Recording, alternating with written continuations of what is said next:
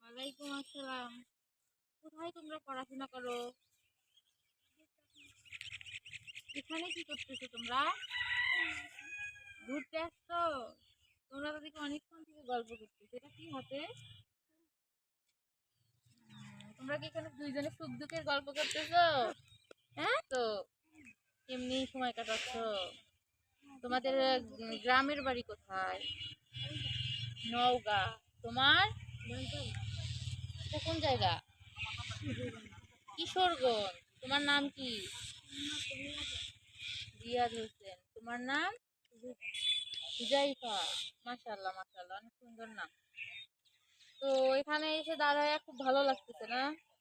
এই জন্য তোমরা দুইজনে টাইম পাস করতেছো। অনেকদিন পর আসছো, একটু জোরে বলো।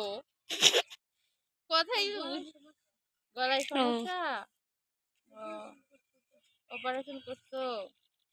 এইদিকে একটু হলো টনসিল, এই তার অপারেশন করছো? তো ঈদ কেমন কাটলো তোমাদের? ঈদ কেমন কাটাইছো? ভালো না? কেন, অসুস্থ এই জন্য? তোমার আব্বু আম্মু আছে?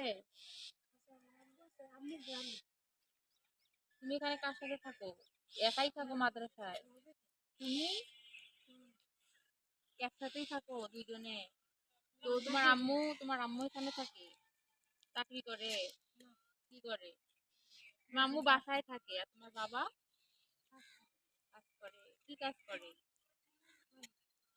কোয়ালিটি।